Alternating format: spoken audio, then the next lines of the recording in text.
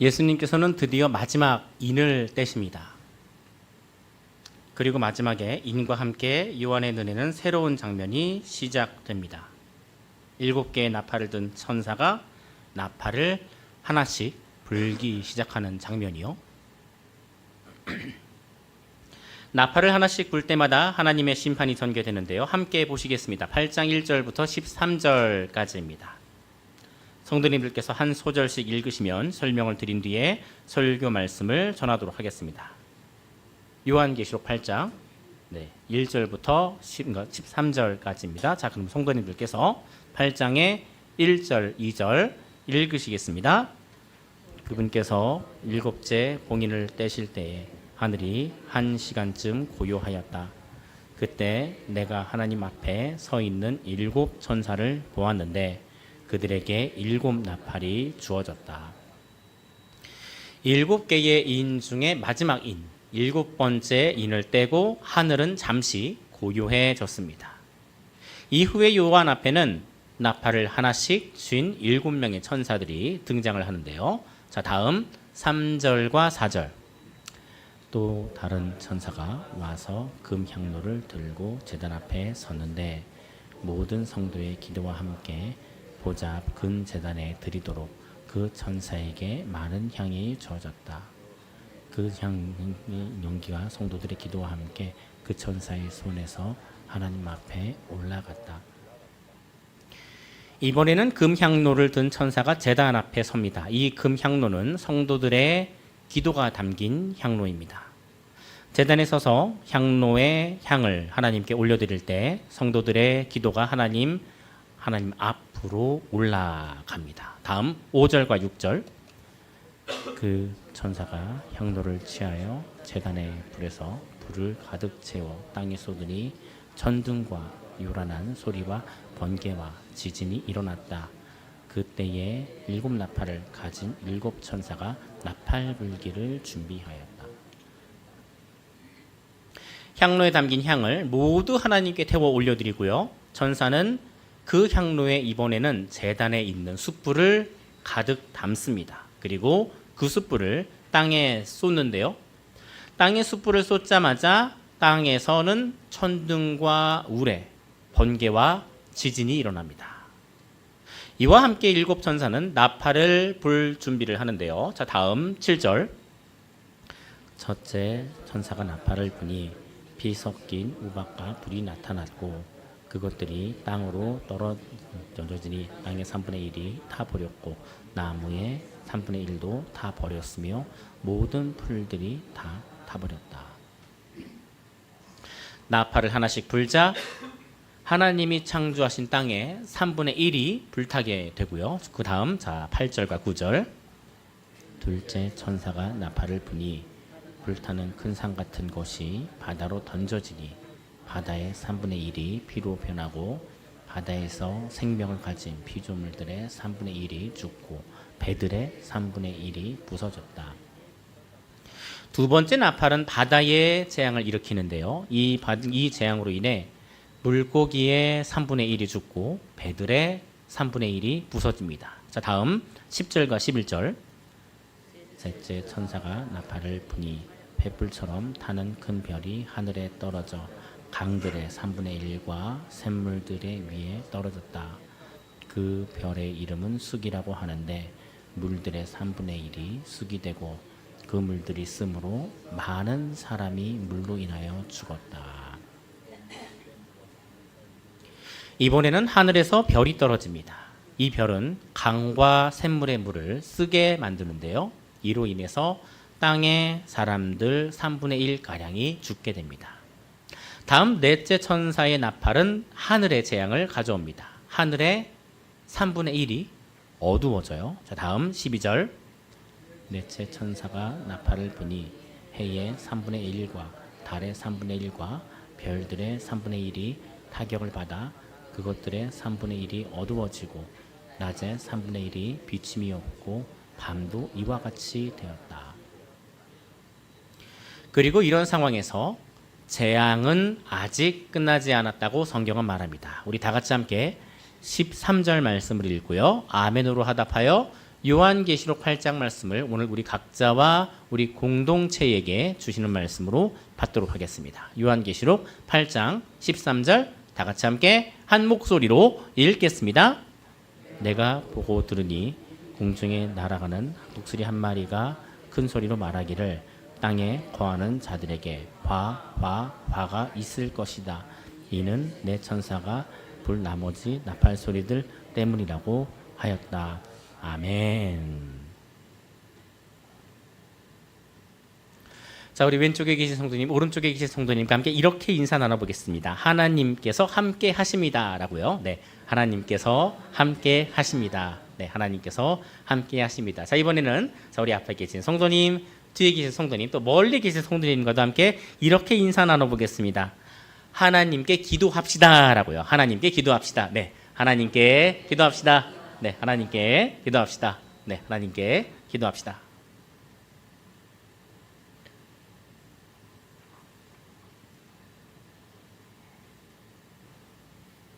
오산중앙교회 성도님들, 요즘 전 세계는요, K-팝 열기로 인해 뜨겁습니다.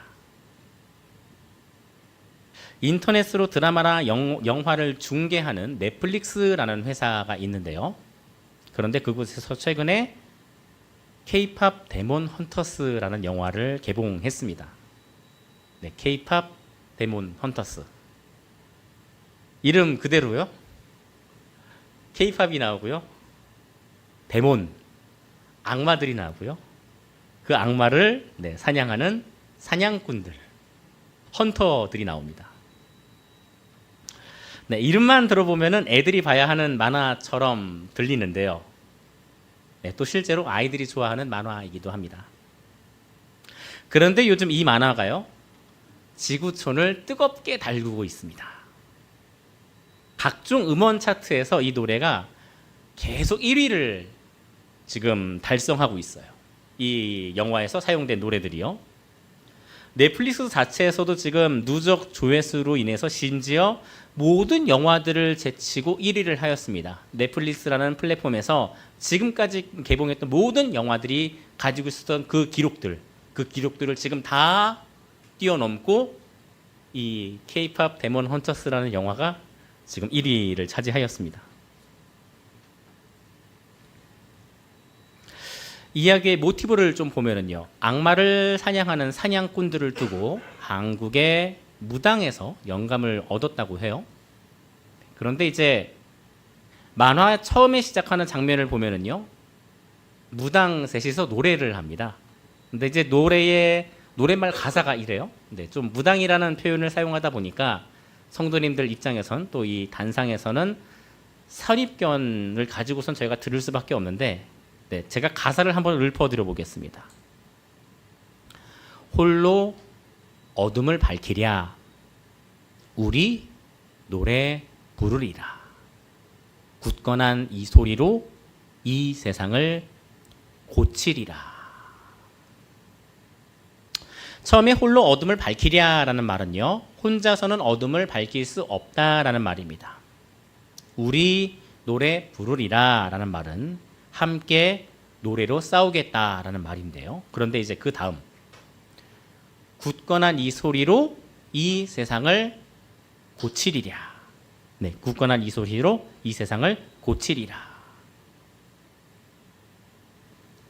한국 정서와 한국 문화에서는요, 세상을 고친다라는 철학이 존재하지 않습니다.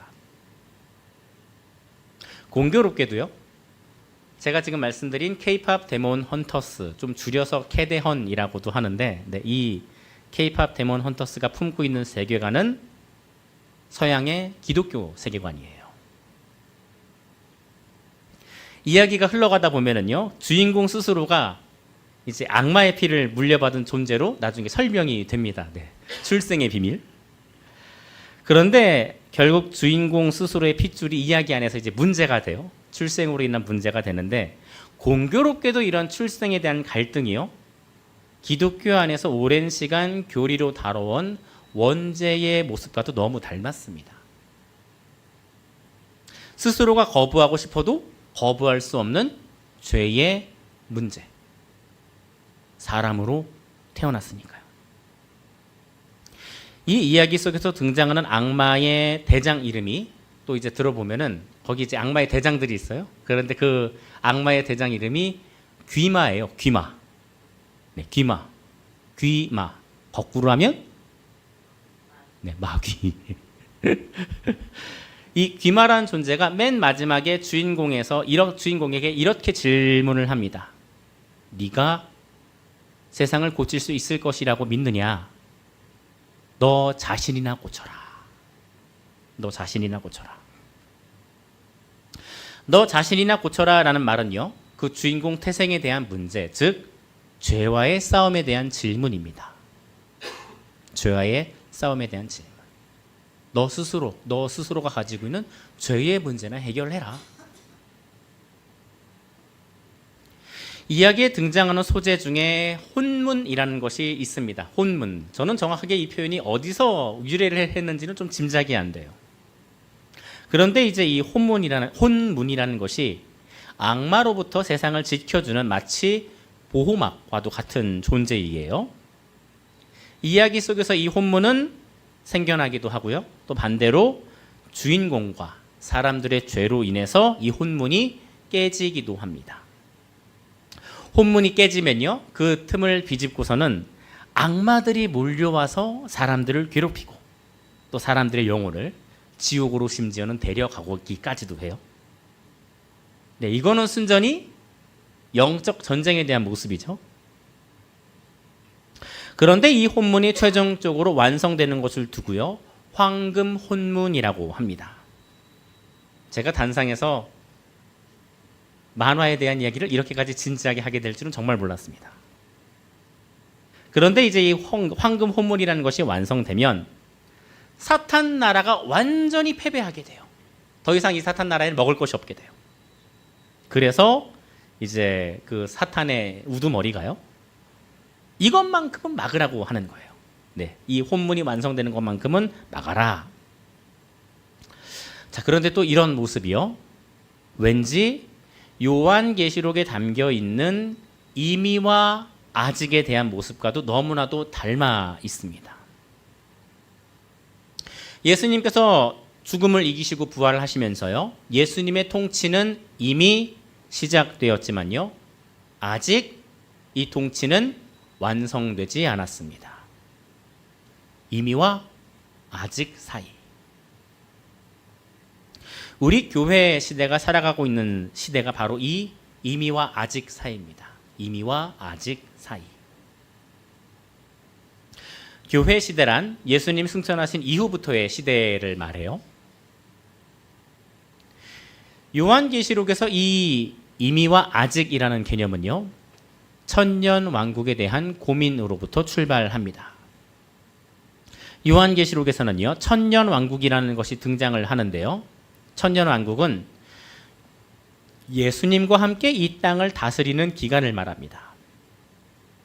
처음에는 사람들 대부분 이것을 두고 정말로 시간의 천년으로 생각을 했어요.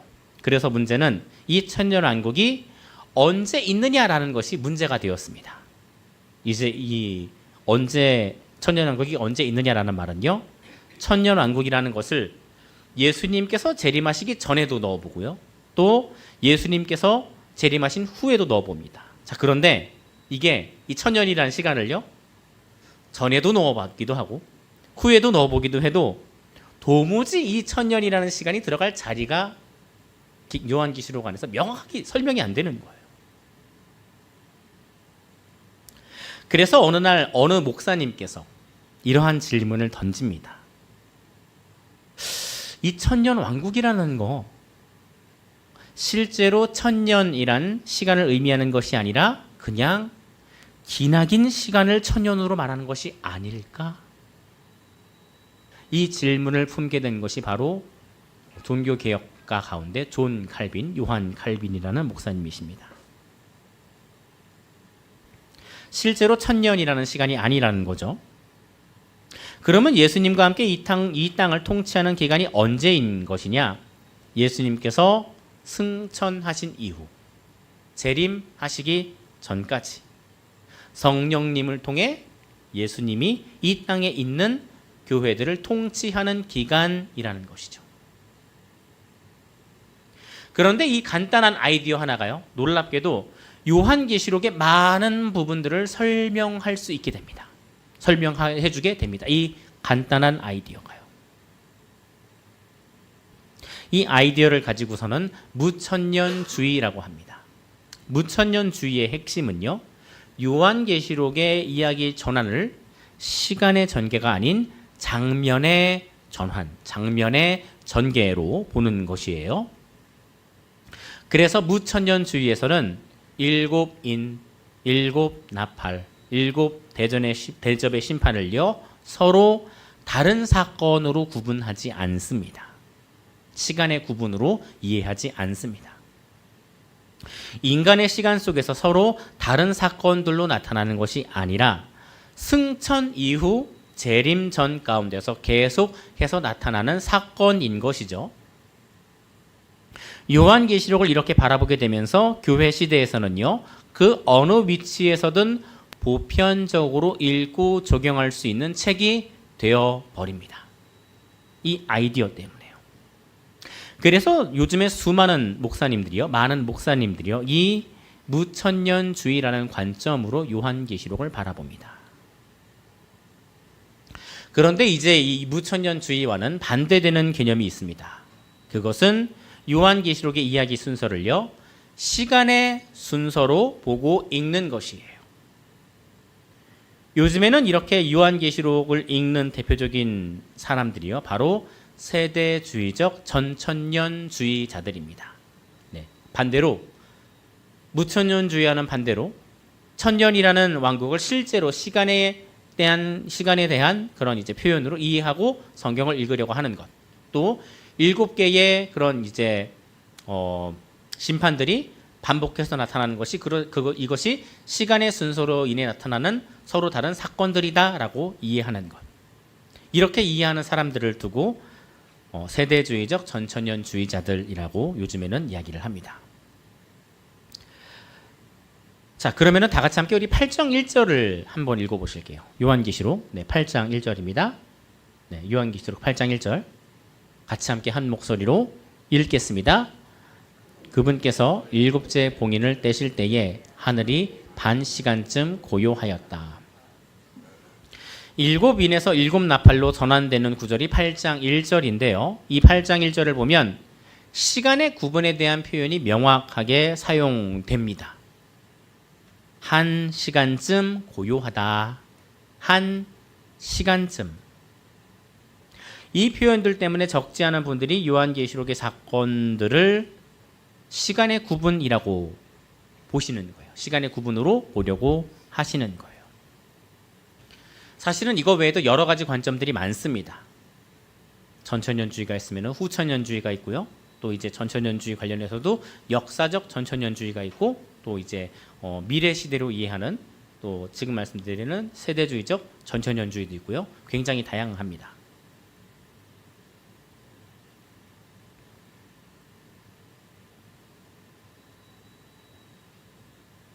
그런데 이제 오늘날 가운데는 이러한 관점들이 지금 거의 양극으로 나뉘다시피 합니다. 한쪽은 무천년주의, 다른 한쪽은 세대주의적 전천년주의, 이 두 가지로요.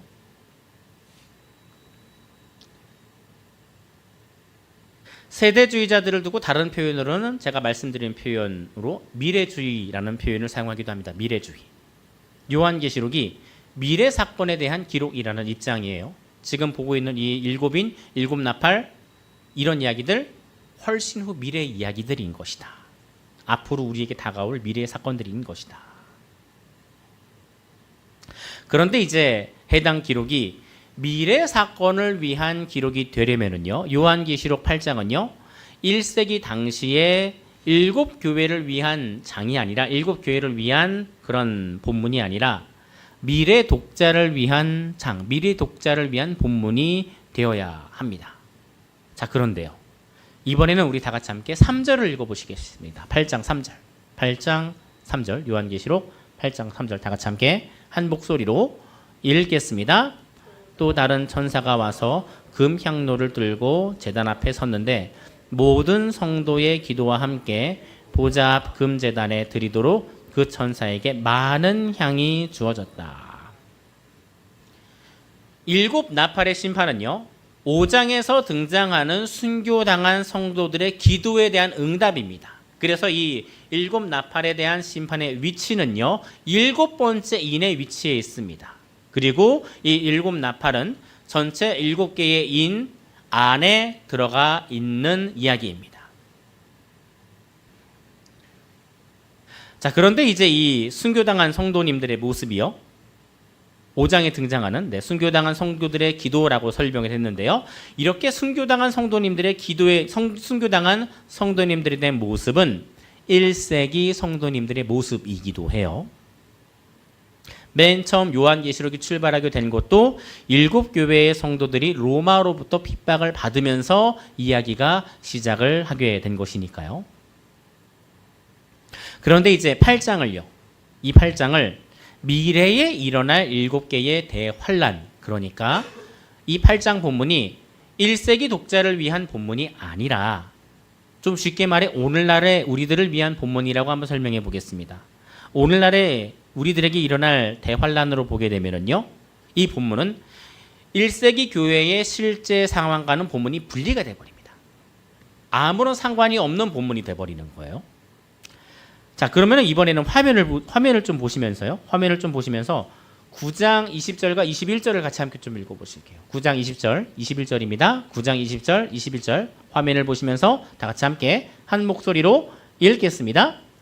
이 재앙들로 인해 죽임을 당하지 않고 남은 사람들이 그들의 손으로 행한 일들을 회개하지 않고 도리어 악령들과 보거나 듣거나 걸어다니지 못하는 금, 은, 동, 돌, 나무로 만든 우상들에게 경배하였으며 또 그들은 그들의 살인과 기슬과 음행과 도둑질을 회개하지 않았다.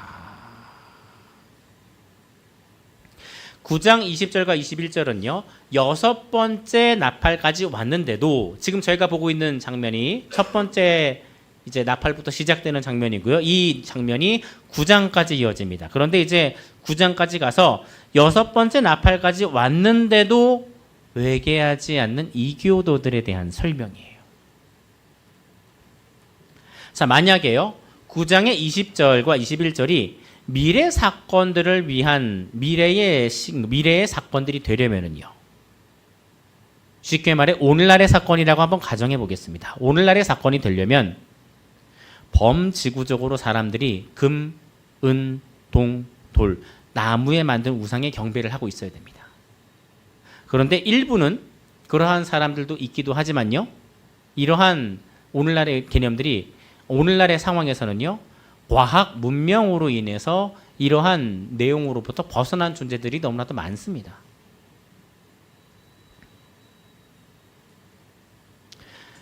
그래서 이제 이러한 모습은요. 미래의 모습, 그러니까 오늘날의 모습하고는 조금 거리가 있는 거예요. 이러한 모습들이요. 그보다는 1세기 상황에 더 가까워 보이는 것이죠. 그래서 오늘날의 많은 목사님들이 이 본문을 미래의 본문으로 설명하지 않으려고 합니다. 이러한 이유들 때문에 이 본문이 미래 독자를 위한 본문으로 보기 어렵다라고 여기는 것이에요. 내용을 관찰을 하면 할수록 오늘날의 정황보다는 1세기 당시에 대한 정황들이 본문에서 자꾸 나오는 거예요. 자꾸. 그런데 문제는 이 본문이 미래의 사건이 아니라고 해도요. 또 이제 설명되지 않는 부분들이 또 있기도 합니다. 네. 또 이제 그런 문제가 있어요. 그러면 이것이 미래 사건이 아니라고 한다면 만약에 이것이 과거의 독자를 위한 것이라면은 땅에 3분의 1이 불타는 모습 이런 건 어떻게 설명하겠느냐? 바다 생물의 3분의 1이 죽고 배의 3분의 1이 또 이제 파괴되고요. 땅에 3분의 1이 죽고요. 해와 달과 별이 3분의 1만큼 빛을 잃어버리는 모습은 이걸 어떻게 설명할 것이냐? 그래서 지금 가장 설득력을 얻고 있는 설명이 바로 상징이라는 설명이에요. 상징. 우리식으로 표현해보자면요. 영적 세계에서 벌어지는 일이다 라는 표현인 거죠. 영적 세계에서 벌어지는 일. 일곱 나팔이 하나씩 불 때마다요, 하나님께서 창조하신 세계의 심판이 임해요. 네 개의 나팔이 보여주는 창조 세계에 대한 심판의 모습. 세 개의 나팔로 임하는 하나님과의 관계에 대한 심판과는 다른 모습. 나머지 뒤에 세 개의 나팔은요, 무엇과 이제 관련해서 보여주냐면요, 하나님과의 관계에 관련해서 이제 특히 사람들을 중심으로 나타나는 심판의 모습이고요. 반대로 앞에 등장하는 네 개의 나팔의 모습은 하나님께서 창조하신 창조 세계를 향해서 심판을 하는 모습입니다. 하나님께서 창조하신 동서남북 땅을 중심으로 심판하시는 듯한 모습이요. 자, 다 같이 함께 7절 말씀 읽어보시겠습니다. 요한계시록 8장 7절입니다. 네, 요한계시록 8장 7절. 자, 다 같이 함께 한 목소리로 읽겠습니다. 첫째 천사가 나팔을 부니 피 섞인 우박과 불이 나타났고 그것들이 땅으로 던져지니 땅의 3분의 1이 다 버렸고 나무의 3분의 1도 다 버렸으며 모든 푸른 풀이 다 버렸다. 첫 번째 나팔은 땅을 심판하는데요. 땅이 불타고 또 땅에 있는 풀들이 불타요. 자, 이번에는 9절과 18절과 9절을 읽어보시겠습니다. 네, 8장의 8절, 9절 시작. 둘째 천사가 나팔을 부니 불타는 큰 산 같은 것이 바다로 던져지니 바다의 3분의 1이 피로 변하고 바다에 생명을 가진 피조물들의 3분의 1이 죽고 배들의 3분의 1이 부서졌다. 8절과 9절의 대상은요, 바다에 있는 존재들입니다. 네, 심판의 내용을 보면요, 바다에 사는 생물들이 죽어요. 어쩌면은 오늘날의 이 본문과 관련해서 지금 이제 저희 일본에서 계속 이제 방류하고 있는 이제 원전에 대한 내용을 혹시 언급하시는 그런 분들이 계실지도 모르겠습니다. 이러한 설명들이 일부에 대한 설명은 가능합니다. 일부에 대한 설명. 하지만 지금 보시는 8절과 9절 전체를 설명하기에는 아쉬움이 있어요. 어떤 아쉬움이 있느냐? 만약에 그 설명이 부합이 되려면 배들도 3분의 1이 부서져야 됩니다. 배들도. 네, 후쿠시마 원전으로 인해서 배들도 3분의 1이 방사능으로 인해 파괴가 돼야 되는데 그러한 본문은 그러한 모습은 아직 우리들에게는 보이지 않습니다. 그런데 이런 설명들이 너무 많아요. 일부만 설명하려는 그러한 내용들, 일부만 설명하는 그러한 설명들. 그 일부만 봤을 때는 굉장히 적합해 보이는데 본문 전체를 관찰해 놓고 보면은 설명이 어려워져요. 지금 성도님들께서 보고 계신 내용들을 쫙 봤을 때 어떠한 특징들이 보이냐면요. 이러한 지금 아까 첫 번째 나팔, 두 번째 나팔, 자연재해로 인해 파괴되는 창조세계의 모습입니다. 자연재해로 인해 파괴되는 창조세계의 모습. 그 창조세계가 파괴되면서요, 문명도 함께 심판을 받는 모습이 나타나는 것이죠. 다음 10절과 11절 또 한번 읽어보실게요. 네, 8장의 10절과 11절입니다. 네, 8장 10절과 11절 시작. 셋째 천사가 나팔을 부니 횃불처럼 타는 큰 별이 하늘에서 떨어져 강들의 3분의 1과 샘물들의 위에 떨어졌다. 그 별들의 이름은 쑥이라고 하는데 물들의 3분의 1이 쑥이 되고 그 물들이 씀으로 많은 사람이 물로 인하여 죽었다. 10절에서 보면은요, 하늘에서 불타는 큰 별이 떨어지는 모습이 있어요. 이러한 표현은 보통 고대 문헌에서 유성을 묘사할 때 사용하는 표현입니다. 유성을 묘사할 때. 이 10절과 관련하여서 의견이 많습니다. 이 별이 하늘에서 떨어진 천사, 그러니까 즉 사탄을 나타낸다고 하는 분들도 계시기도 해요. 그래서 11절에 등장하는 쑥을 두고선 타락한 존재가 내려와서 전하는 비진리, 즉 이단이나 사이비 교리다라고 설명하는 분들도 계십니다. 자, 그런데 이 설명이 부합하려면은요, 8장에 대한 심판의 대상이 배교자, 즉 잘못된 교리를 전하는 사람들이 되어야 합니다. 잘못된 교리를 전하는 사람이요. 그런데 지금 8장에 대한 심판의 대상은요. 다 공통적인 특징이 창조세계에 대한 존재입니다. 창조세계. 만약에 11절의 쑥이 이단의 비진리라고 설명을 하게 되면은요. 8장의 나머지 부분들은 말 그대로 상상의 나래를 펴지 않고는 설명을 하기 어려워져요. 이 쓴 물과 관련해서요. 에스겔서를 보면은요. 에스겔서 23장 15절입니다. 하나님께서 이스라엘을 심판하실 때 사용하시는 방법으로 나타나요. 하나님께서 이스라엘을 심판하실 때 사용하시는 방법. 그 방법 중에 하나가 바로 쓴 물입니다. 아마 이제 출애굽기에 대한 내용을 기억하고 계신 성도님들께서는 마라의 쓴물이라는 사건을 또 기억하고 계신 성도님들도 계실 거예요. 물이 있어가지고 물을 마시려고 하는데 물이 써서 마시지를 못할 때 그때 무언가 이제 모세가 명한 대로 행한 뒤에 그 물이 다시 쓴 물이 아닌 깨끗한 물로 변하게 되는 그러한 장면이요. 바로 이러한 장면들은 하나님의 백성들에게 생수를 공급하셔서 백성들을 살리시는 모습이 될 텐데요. 지금 보고 계신 이 모습은 반대의 모습인 거죠. 하나님께서 샘물과 강물들을 심판하셔서 반대로 사람들이 살 수 없게 하시는 그러한 모습인 거죠. 이렇게 설명을 해야 8장 전체를 설명할 수 있게 됩니다. 어떠한 설명으로 설명할 수 있느냐? 땅, 바다, 하늘. 하나님께서 6일 동안 창조하신 모든 것에 대한 심판이요.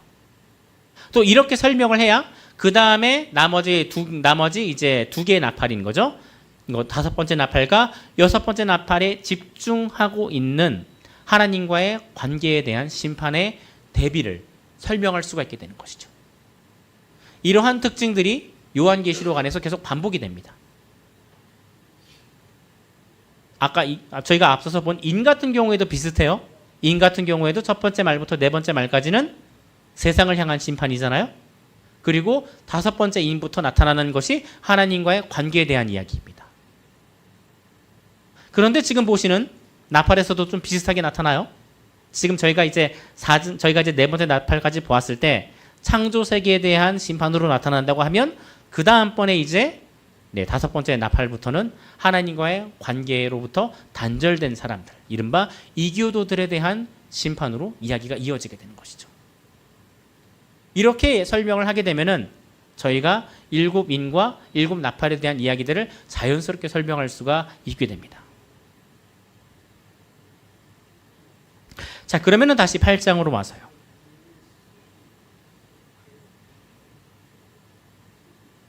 하나님께서 이 창조 세계를 심판하실 때의 모습이요. 정확하게 3분의 1씩만 진행이 됩니다. 땅도 3분의 1만 불타고요. 바다의 생물도 3분의 1만 죽습니다. 땅의 심판 같은 경우에 풀은 다 죽는다라고 하는데 아마 풀은 그 심판의 강도를 견디지 못하고 아마 약한 존재로서 죽게 되는 모습이 아닐까 싶습니다. 바다의 생물뿐만 아니라 바다의 배도 3분의 1이 심판을 받게 되죠. 파괴되게 되죠. 세상 창조 세계에 대한 심판으로 인해서 세상 문명도 함께 심판받는 모습인 거죠. 자연재해로 인해서요.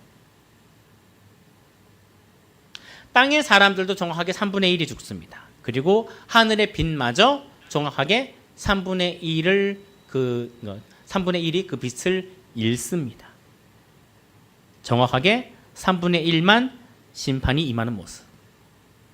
첫 번째, 하나님께서 행하시는 모든 심판은요, 하나님의 주관 가운데 있습니다. 하나님의 주관. 그 본문이 계속 3분의 1을 강조하면서 본문 가운데서 그 의도라는 것을 드러내요. 이러한 심판이라는 것이 하나님의 의도 가운데 있다라는 것. 또한 이와 동시에 하나님의 주관하심 가운데 있다라는 것. 계속 본문이 그것을 드러냅니다. 두 번째, 3분의 1을 강조하는 것은요, 이 심판이 지금 아직 전체에게 행해지지 않은 일부인 것을 드러내고 있습니다. 왜 하나님께서는 심판을 지금 일부만 드러내고 계실까? 아직 기다리고 계시다라는 것이에요. 저희가 앞서 읽었던 9장 20절 21절처럼요. 하나님께서는 그 이방인들이 여전히 회개하기를 기다리고 계시지만 그들은 그러한 심판을 보고도 회개하지 않는다.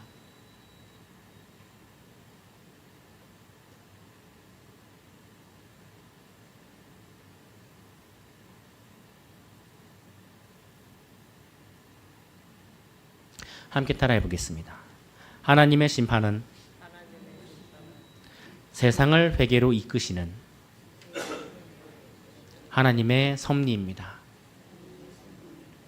하나님의 심판은 세상을 회개로 이끄시는 하나님의 섭리입니다.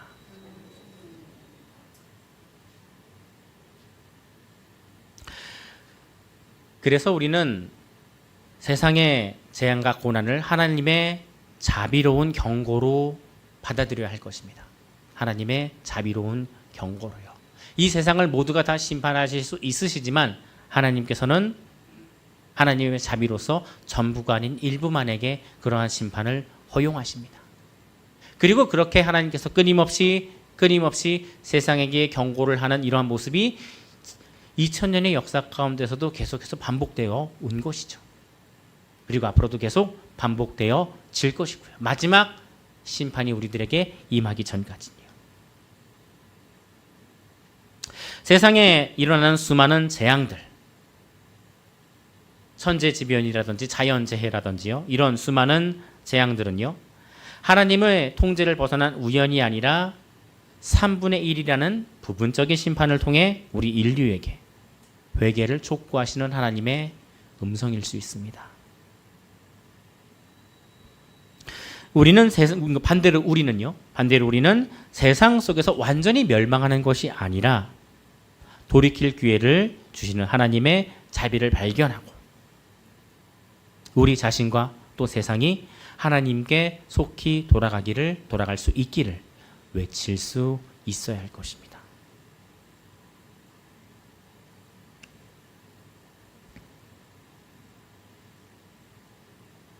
두 번째로요.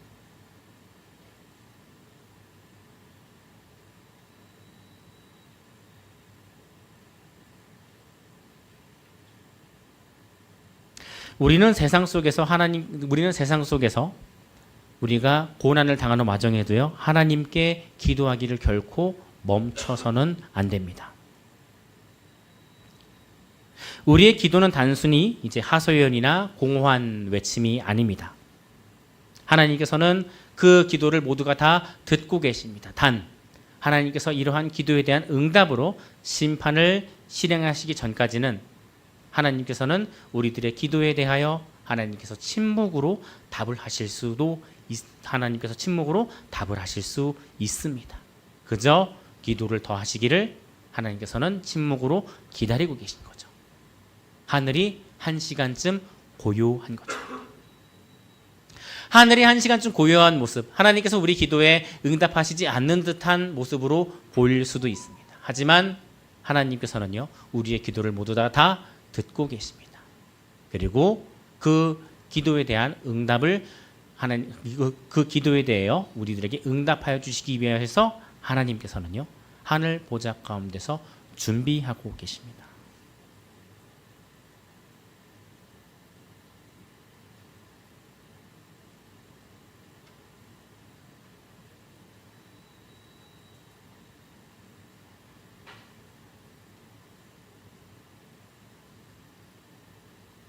세 번째로요.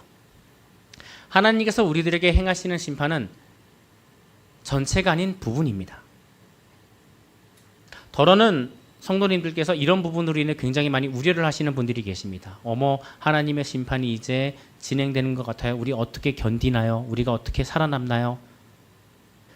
그런데 하나님을 믿고 계신 하나님의 백성들은, 우리 성도님들께서는 이에 대하여 걱정하실 필요가 없습니다. 이에 대하여 걱정하실 필요가 없어요. 우리 성도님들은.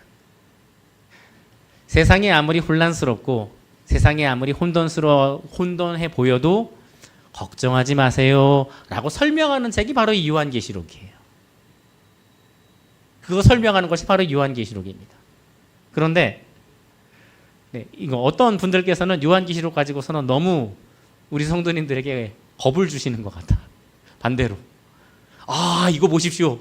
지금 이제 조만간 굉장히 크나큰 경제 공황이 오게 될 것입니다. 아, 이거 보십시오.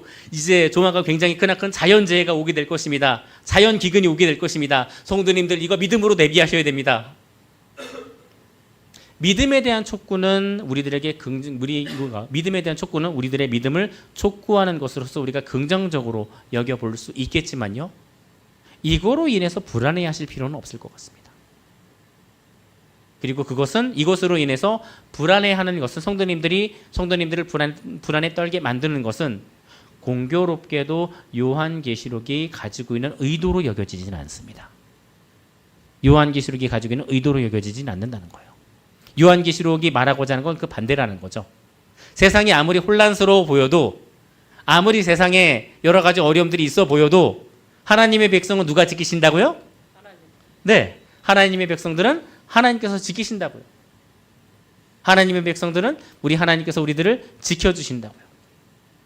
제가 두 번째 적용과 관련해서는 조금 타이핑이 잘못 나갔습니다. 제가 미처 확인을 하지 못한 채 제가 지금 타이핑을 내는 것 같습니다. 그러므로 두 번째 적용에 대한 것은 잘못된 적용이고요. 제가 이 두 번째에 대한 이제 그 내용은 지금 성도님들께 정정드리겠습니다.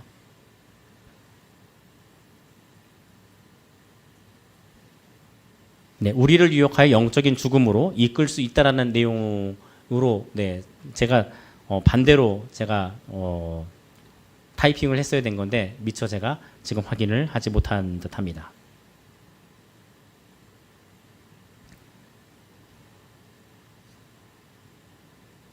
네, 다시 말씀드리는 두 번째 적용은 다음과 같습니다. 3분의 1에 대한 내용으로서요. 하나님께서 행하시는 모든 심판은 전체가 아닌 일부라고요. 이미와 아직 사이에서 하나님께서 행하실 심판들은요, 모두가 다 부분적인 심판입니다. 부분적인 심판. 그 심판에 대한 강도가 마지막 때가 올수록 점점 더 강해질 수는 있어요. 그럼에도 불구하고 요한계시록은 우리들에게 이렇게 말하고자 하는 거예요. 어려워 보여도 걱정하지 마세요. 하나님의 백성은 하나님께서 지키십니다. 지금 최근에도 이제 미국과의 관계로 인해서 또 상당히 저희들에게 어려워질 수 있는 그러한 지금 사건들이 저희들에게 나타나고 있습니다. 아마 이런 부분들을 볼 때 우리 성도님들께서도 마음이 많이 어려우실 것 같습니다. 그럼에도 불구하고 우리 성도님들께서는요, 내가 하나님의 백성이다라는 사실을 결코 잊지 말아 주셨으면 합니다. 내가 하나님의 백성이라면요, 하나님께서 우리들은 지켜주십니다. 아무리 어려워 보여도 하나님께서 우리들은 먹고 살 수 있게 다 하나님께서 지켜주실 것입니다. 그 하나님을 믿고 신뢰하며 살아갈 수 있는 우리 성도님들 되실 수 있기를요, 예수님 이름으로 축원합니다. 우리 주신 말씀을 가지고요, 잠시 하나님 아버지 앞에 하는 성령님께서 주시는 감동에 따라 잠시 기도하는 시간 가지도록 하겠습니다.